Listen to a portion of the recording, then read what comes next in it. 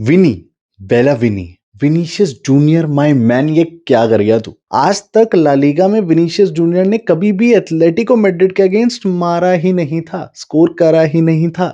लेकिन कल 2 गोल मारे अलग और एक ऐसा वर्ल्डी बैंगर मार दिया जिसने सिम्योनी की कच्ची गिली कर दी कि भाई ये क्या कर दिया तूने। और दोस्तों, ये ला लीगा का जो डर्बी मैच था ना, ये बहुत इंपॉर्टेंट था क्योंकि Barcelona 4 points clear at the top, वैसे ही ला लीगा जीतने की कगार पे है। और चैंपियंस लीग से पहले जहां पर ला लीगा और रेफरी दोनों समेत एक साथ कोशिश कर चुके थे रियल मैड्रिड का ये मैच ड्रॉ कराने की, वहां पर सैंटियागो बर्नाब्यू पे इन लॉन्डो ने ना किसी की सुनी ना किसी की मानी। और फिर एकदम से विनीशियस, ट्रेंट और फेदी वल्वर्डे मैजिक हो जाता है और रियल मैड्रिड इस डर्बी को जीत जाती है। तो देखो, as a Real Madrid fan, Jose Mourinho, Pep Guardiola और डिएगो सिमियोने को एक ही महीने के अंदर हराने के बाद मैं 7वें आसमान पर हूं। आर्बिलुआ मेरे लिए भगवान बन चुका है। उसकी मास्टर क्लास से मैं इस टीम को प्रेस करता हुआ देख पा रहा हूं।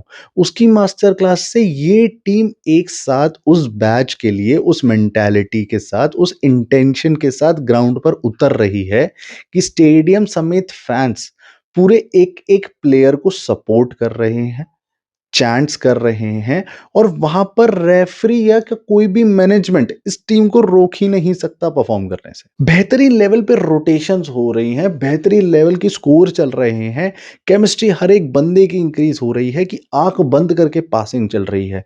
यहां पर ये काउंटर ऑफेंसिव डीएनए की जो रियल मैड्रिड की टीम थी, वो एक पोजीशन बेस्ड फुटबॉल खेल रही है। And the best thing is, Arbeloa ने उन सारे प्लेयर्स को टाइम दिया जो अपनी इंजरी से अभी रिसेंटली वापस आए हैं। अब मायोर्का से 4 अप्रैल के मैच से पहले ये आराम से ट्रेनिंग भी कर सकते हैं, थोड़ा कॉन्फिडेंस और मिल गया। And in the fans in the home stadium आपका अलग वाइब बन जाता है। वहां पर आरबी लोवा स्टूड आउट कि भाई ये जो 6 साल का कर्ज चल रहा था ना, that Real Madrid was not able to beat Atletico Madrid, मैं दिखाऊंगा कैसे होता है। अब देखो, जो कल हुआ वो सबको पता था कि एथलेटिको मैड्रिड हराम बॉल खेलने वाली है, लेकिन वो हराम बॉल का भी सुअर बना देगी, किसी ने एक्सपेक्ट नहीं किया होगा। जैसा मैंने कहा, रियल मैड्रिड एक काउंटर ऑफेंसिव टीम है, एकदम काउंटर्स पे खेलती है कि भाई सामने वाली टीम गलती करेगी और हम काउंटर मारेंगे। यहां पर उल्टा होता है, हमेशा against Spanish teams, La Liga के अंदर लो ब्लॉक टीम्स देखने को मिलती है। यहां पर रियल मैड्रिड बहुत सफर करती है क्योंकि एक टाइम पे एथलेटिको मैड्रिड के सारे प्लेयर पेनल्टी बॉक्स में है। डीन हाउसन उनके स्ट्राइकर को मार्क करने जा रहा है तो वो उनके ही पेनल्टी बॉक्स में घुस जा रहा है। अब ऐसे टाइम पर कोई भी टीम ज्यादा फ्रीक्वेंट पासेस चलाती है और एकदम से रन्स बनाने की कोशिश करती है, एकदम से क्रॉसेस बनाने की कोशिश करती है, जो हमें 40th मिनट तक देखने को रियल मैड्रिड से मिल रहा था। फिर जैसे ही वो लुकमैन का गोल आया, आई वॉज लिटरली शॉक्ड कि ये क्या हुआ।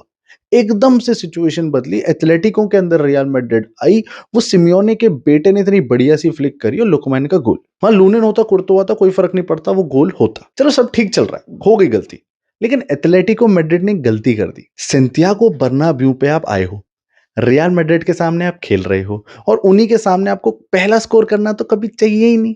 आपको पता है क्या होता है, आपको पता है कि उसके बाद जो विनीशियस जूनियर के अंदर आत्मा जागी, जो फेडी वेलवर्डे का दिमाग घूमा, और उसके बाद आपको पता है स्कोर लाइन क्या थी। तो बस फिर कमबैक तो होना ही था मेरे दोस्तों। लेकिन इस मैच में जितने ज्यादा प्लस पॉइंट्स हैं, उतनी ही ज्यादा कमियां भी देखने को मिली। और मेरे जो रील सेक्शन था उसमें भी आप लोगों के काफी क्वेश्चंस थे जो आज हम इस वीडियो में डिस्कस करने वाले हैं। कंसर्न नंबर 1, क्या फेडी वेलवर्डे का red card was right by the referee. देखो, जो फेडी वेलवर्डे ने एलेक्स बियाना पे टैकल मारा था वो मेरे हिसाब से येलो कार्ड था, लेकिन उसकी इंटेंसिटी, वो एक इंटेंशनल ज्यादा लग रहा था कि भाई जबरदस्ती उसके पैर पर मारा गया।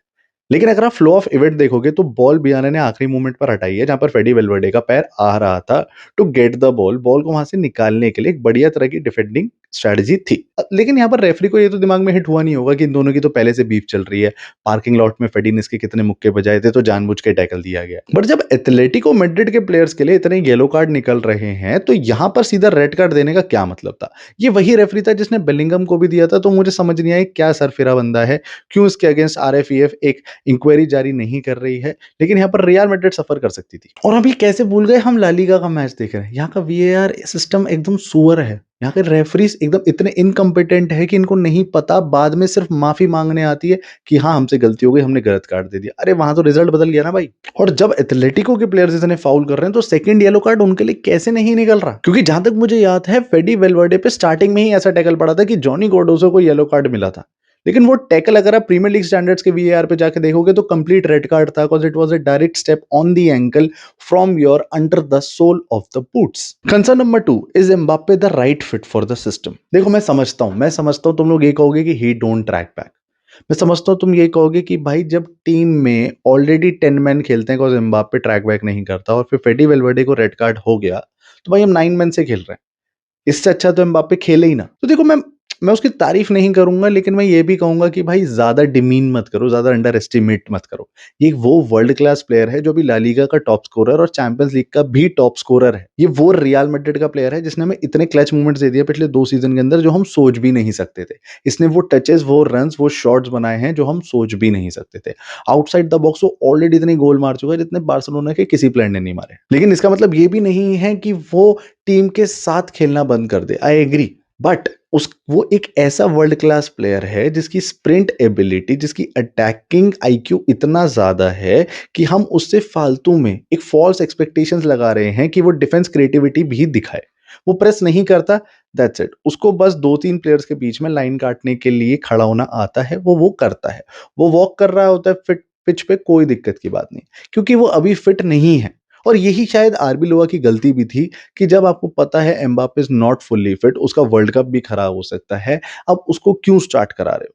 क्यों गोंजालो गार्सिया या किसी और प्लेयर को स्टार्ट नहीं मिल रहा है ओवर एम्बाप्पे? और जब आप फ्री में लाए हो तो स्टार सिंड्रोम क्यों जगा रहे हो? आप क्यों विनीशियस को सब्स्टिट्यूट कर रहे हो? आप क्यों फालतू में एम्बाप्पे को आखिरी के 15 से 20 मिनट में ला रहे हो? इससे अच्छा गोंजालो गार्सिया था, मैनुअल एंजल था, या गुआदो एज अ डिफेंडर हमारे पास आ जाता। लेकिन नहीं, वहां पर भी करेरास को स्टार्ट किया गया, ब्राहीम डियाज को बाहर निकाला गया, जिसने हमें रीसेंट जस्ट उस सब्स्टिट्यूशन के 5 मिनट पहले पेनल्टी जितवाई थी। कंसर्न नंबर 3, पेनल्टी बॉक्स की एब्सेंस। ये तो भाई 1000 बार हो चुका है that Real Madrid starting of the season से एक ही चीज में टेंशन खा रही है, वो है बॉक्स प्रेजेंस।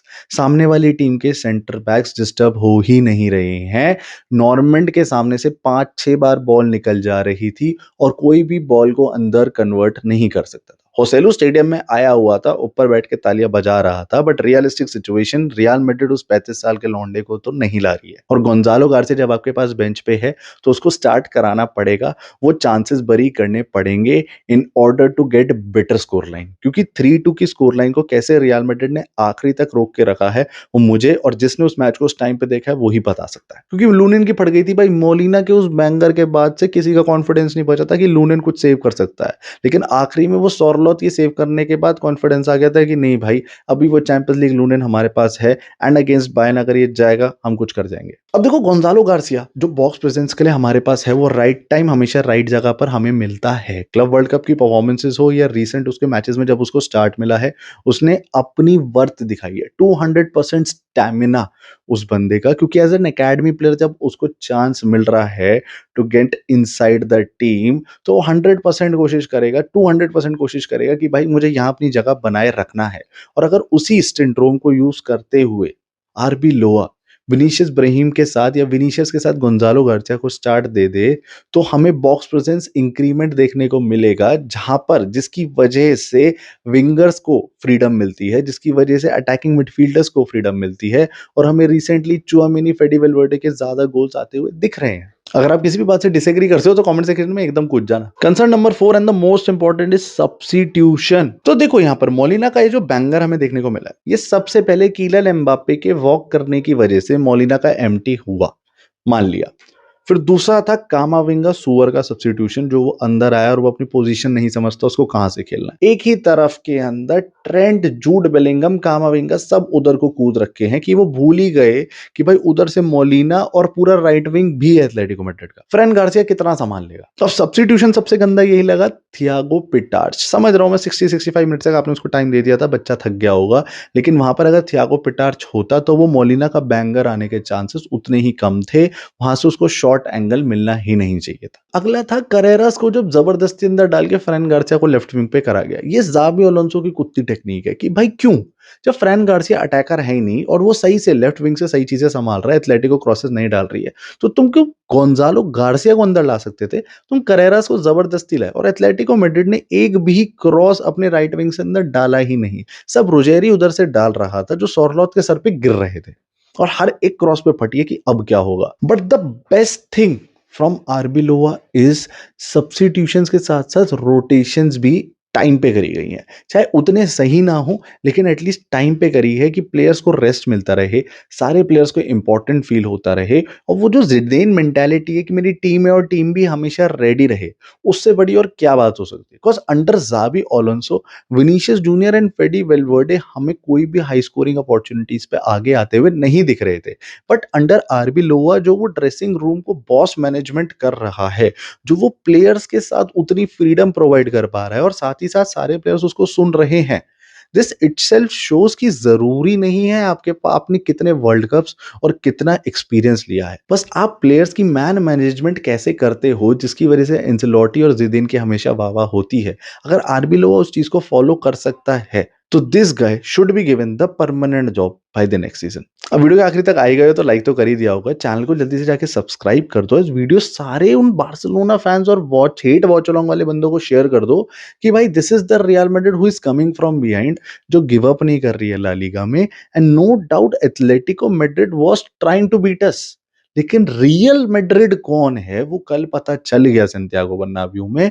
और वो जो कर्ज है ना कि एथलेटिको मैड्रिड पिछले 9 साल से नहीं जीती है, अब वो 9.5 साल में बदल गया है कि बर्नाब्यू के अंदर पिछले 9.5 साल से Atletico Madrid against real Madrid नहीं जीती है। मिलते हैं आपसे अगली वीडियो में, तब तक हाला माद्रिद इन आदमास मेरे दोस्तों।